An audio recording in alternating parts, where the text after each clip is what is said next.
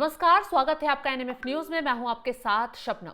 दिल्ली में लाल किले के आगे कार में ब्लास्ट होता है। आतंकी उमर जो है पूरी दिल्ली को दहला देता है और इस आतंकी हमले के बाद न सिर्फ उत्तराखंड बल्कि महाराष्ट्र, उत्तर प्रदेश सभी में सिक्योरिटी हाई अलर्ट कर दी जाती है। पूरे देश को हाई अलर्ट पर रख दिया जाता है। और आप बात करें महाराष्ट्र की तो महाराष्ट्र में सबसे ज्यादा सिक्योरिटी हाइट की गई है, फोर्स पूरी तैनात कर दी गई है। और इसी बीच महाराष्ट्र में पुणे में एटीएस ने बहुत बड़ी कार्रवाई की है। एटीएस ने अलकायदा से जुड़े एक शख्स को गिरफ्तार किया है, जिस पर शक है कि वो अलकायदा से जुड़ी गतिविधियों में शामिल था और यहां पर मदरसे में बच्चों को उर्दू पढ़ाता था और बच्चों का माइंड वॉश करने का काम कर रहा था।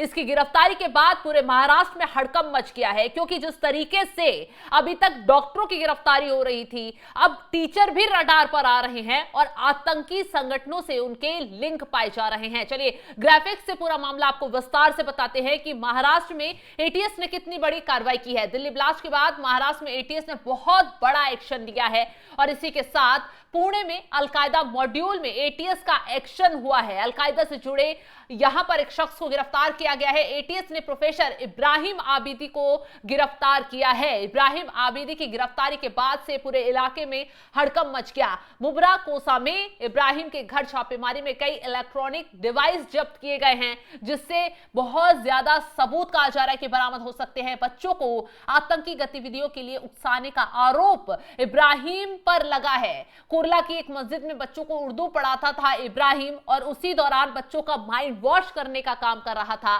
इब्राहिम की दूसरी पत्नी के घर पर भी एटीएस ने छापेमारी की है। बच्चों के, पत्नी के सभी के मोबाइल जब्त कर लिए गए हैं। इब्राहिम आबिदी की पत्नी ने आरोपों को गलत बताया है और उसने कहा है कि इब्राहिम आबिदी की पत्नी बोली है, एक्शन के खिलाफ हाई कोर्ट जाएंगे क्योंकि मेरे पति निर्दोष हैं, झूठे आरोप में उन्हें फंसाया जा रहा है। आपको बता दें 27 अक्टूबर को इंजीनियर जुबैर को आतंकी संगठन अलकायदा से कथित संबंधों के आरोप में इससे पहले गिरफ्तार किया गया था और जुबैर का कनेक्शन ही इब्राहिम से निकला है। जांच में पाया गया है कि जुबैर ने इब्राहिम आबिदी के घर पर एक सीक्रेट बैठक की थी और जिसमें आतंकी संगठन से जुड़ी कुछ चीजों पर बारीकी से चर्चा की गई थी। पूरे सबूत जुटाए गए। वहां जुबैर के घर पर जो सबूत मिले हैं उन्हीं के आधार पर प्रोफेसर इब्राहिम की गिरफ्तारी हुई है। लेकिन चौंकाने वाली बात तो यह है कि एक पूरे माहौल में ये लोग रह रहे हैं, सोसाइटी में रह रहे हैं, समाज के बीच रह रहे हैं, लेकिन किसी को भनक नहीं कि ये कितनी गंभीर गतिविधियों में शामिल हैं, देश को दहलाने वाले काम में शामिल हैं, खुफिया तरीके से पूरी प्लानिंग कर रहे हैं बैठकर। और एटीएस ने जिस तरीके से कार्रवाई की, खुलासा किया, तो ये प्रोफेसर इब्राहिम की जो पत्नी है वो उल्टा जांच एजेंसियों पर ही आरोप लगा रही है। क्या कुछ कहना है इब्राहिम की पत्नी का इस पूरे मामले को लेकर, तो आपको सुनवाते हैं। खलील आबिदी है, वो अपना साबुसिद्दीकी कॉलेज में प्रोफेसर रहे हैं 35 साल।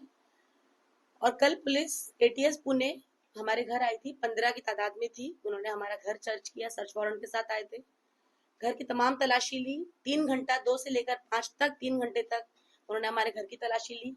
इस दौरान मेरे बच्चे और मैं बहुत डिस्टर्ब हुए। मेरे छोटे बच्चे हैं, मैं घर में रहती हूँ, अकेली हूँ, मैं मेरे हस्बैंड के साथ रहती हूँ। बहुत डिस्टर्बेंस क्रिएट हुआ हमारे घर में। उन्होंने सारा सामान उलट पलट किया, चीजें देखी, किया। उनको कुछ मिला नहीं, सिर्फ उन्होंने हार्ड डिस्क हमारा लिया कंप्यूटर का और मेरा फोन, बच्चों का फोन और मेरे हस्बैंड का फोन साथ में लेके गए। और कुर्ला में मेरे हस्बैंड का दूसरा घर है, तो वो उस घर में भी बोले हम तलाशी लेंगे। उस घर की तलाशी ली और उसके बाद वो कुर्ला पुलिस स्टेशन में उनको लेके चले गए अपने साथ। फिर से बुलाया गया है कुछ जांच के लिए? फिर से बुलाया गया उनको, अभी 11 बजे 12 बजे के करीब उनको वापस से बुलाया गया है। और पुणे भी बुलाएंगे वो लोग 1 या 2 दिन में, जब उनको बुलाना होगा तो। और क्या लगता है अलकायदा, आतंकवाद, इस तरह से यहाँ पे जो स्टैंप लगाया गया है पुणे की कार्रवाई के बाद, अलकायदा, आतंकवाद, ये सब से हमारा कोई कनेक्शन नहीं है। अलकायदा तो है ही नहीं, पहली बार जबरदस्ती का खड़ा किया हुआ है, ये सब कोई कुछ है ही नहीं। ये तमाम को जो सपोर्ट मिलता है ना, ये सब ये अमेरिका से मिलता है और गवर्नमेंट सपोर्ट करेगी तो खड़ी होगी ये सारी तंजीमें। और हमारे से कोई कनेक्शन नहीं हो सकता। हम तो भोले भाले लोग हैं भाई, हमको क्या उसे लेन देन। हम तो सिर्फ और सिर्फ अल्लाह और रसूल की बातें लोगों को बता रहे हैं, बस कुरान को हम लोगों में तबलीग कर रहे हैं। तो प्रोफेसर थे, कितने सालों से प्रोफेसर थे? कुर्ला में किस तरह से घर था उनका? इधर यहाँ पे किस तरह से फैमिली से आप यहाँ पे रहते हैं? हम यहाँ पे 5 साल से रह रहे हैं। मेरे हस्बैंड कुर्ला में अपने उनका 22 साल से घर है। आपके साथ कौन कौन यहाँ पे रहते, जुड़े हुए यहाँ पे रहने मैं, वाले? मेरे 3 बच्चे हैं, मेरे हस्बैंड है ओके, और क्या बाकी मांग मेरे करेंगे पेरेंट्स वगैरह आपकी हैं। इस तरह से जो कार्रवाई की गई है, एक्शन लिया गया है, इसने समझता कुछ कंप्लेंट आपकी तरफ से कुछ आ गई? जी, जब कल मेरे हस्बैंड को वो लेके गए, मेरा कोई कांटेक्ट नहीं हुआ, तो मैंने फिर कंप्लेन लेटर डाला, कंट्रोल रूम में कांटेक्ट किया। तो मैंने वहां पे कंप्लेन लेटर डाला कि किस तरीके से मेरे हस्बैंड को लेके गए आप लोग, और मुझे कुछ भी कांटेक्ट नहीं किया उन्होंने कि कहाँ रखे हैं, क्या है, कुछ भी नहीं। मैं डर गई। रात के 12 बजे तक उनसे मेरा कोई कांटेक्ट नहीं हुआ। इवन उनका बेटा भी उनके साथ गया, उसको भी उन्होंने, उनका भी फोन ले लिया, कोई कांटेक्ट नहीं हुआ। फिर से बुलाया गया है जांच के फिर से अभी लिए? बुलाया गया है। बुलाया गया कुछ मैसेज? अभी कुर्ला में बुलाया गया है, कुर्ला में पुलिस स्टेशन पर बुलाया गया उनको। वो कुछ पंचनामा वगैरह बनाया उन्होंने, अभी वापस से बुलाएंगे 11-12 आपके बजे। हार्ड डिस्क से उसमें क्या क्या इम्पोर्टेंट? हार्ड डिस्क हमारा बच्चों का है, वो एक्चुअली कंप्यूटर, उसमें कुछ भी नहीं, इंटरनेट भी नहीं। कितने घंटे तक यहाँ पे? 3 घंटे थे वो लोग सर। लेकिन अभी हम चुप नहीं बैठेंगे, क्योंकि हमको एक तरीके से वो लोग टॉर्चर कर रहे हैं, हरेस कर रहे हैं, हमारे घर में डिस्टर्बेंस कर रहे हैं। हमारी फैमिली पे इसका असर पड़ेगा, बच्चों पे पड़ेगा, इवन हमारे रिलेटिव्स पे पड़ेगा, हमारी सोसाइटी पे पड़ेगा इसका असर। तो हमने पहले पुलिस को कंप्लेन किया है, 3-4 स्टेशन पे किया है हमने, और हम हाई कोर्ट तक भी जाएंगे इस तरीके से हमको टॉर्चर करेंगे तो पत्नी का कहना है कि उसके पति यानी इब्राहिम को फंसाया जा रहा है, सरकार गलत कार्रवाई कर रही है, सवाल उठा रही है। हालांकि एटीएस ने जो कार्रवाई की है पूरी जांच पड़ताल सबूतों के आधार पर की है, क्योंकि जिस तरीके से जुबैर को पकड़ा गया, जुबैर ने किस किस से बातचीत की, किस किस के साथ बैठक की, किन गतिविधियों में शामिल था, उससे पूछताछ के आधार पर इब्राहिम के घर तक एटीएस की टीम पहुंची है, छापेमारी की है, तमाम सबूत जब्त किए गए हैं। बच्चों की जो कहा जा रहा है कि मोबाइल तक जब्त कर लिए गए हैं, क्योंकि आरोप यही लग रहा है कि ये इब्राहिम, जो प्रोफेसर इब्राहिम था, वो एक उर्दू स्कूल में बच्चों को पढ़ाता था, मस्जिद में उर्दू पढ़ाता था, वो वॉइस कॉलर्स को कट्टर बनाने का काम कर रहा था। अब वाइट कॉलर्स को कट्टर बनाने का काम कर रहा था, तो जाहिर सी बात है सबूत छोड़े तो जरूर होंगे। जांचकर्ताओं को संदेह है कि आबिदी बच्चों को चमरपंथी विचारधाराओं की ओर प्रेरित कर रहा था। छापेमारी के दौरान एजेंसी ने कई इलेक्ट्रॉनिक्स उपकरण जब्त किए हैं। इन इलेक्ट्रॉनिक्स उपकरणों की आतंकवादी नेटवर्क से किसी भी तरह के संबंध का पता लगाने के लिए फॉरेंसिक जांच की जा रही है। एटीएस द्वारा जारी बयान के मुताबिक कहा गया है कि ये छापेमारी पुणे एक्सक्यूआईएस मामले की चल रही जांच से जुड़ी बताई जा रही है, और पुणे में एटीएस ने एक सॉफ्टवेयर इंजीनियर जुबैर को पहले प्रतिबंधित आतंकवादी संगठन से संबंधों के आरोप में गिरफ्तार किया था। आरोपी के पास से संदिग्ध साहित्य और डिजिटल साक्ष्य बरामद हुए थे। इससे पहले एटीएस ने पुणे से जुबैर इलियास हंगरगेकर को एक्सक्यूआईएस के समर्थन में जिहाद को बढ़ावा देने, देश की एकता और सुरक्षा को खतरे में डालने वाले कामों के आरोप में गिरफ्तार किया था। और अब ऐसे में दिल्ली में हाल ही में बम विस्फोट हुआ है, उसके बाद से केंद्र और राज्य सुरक्षा एजेंसियों को हाई अलर्ट पर रखा गया है।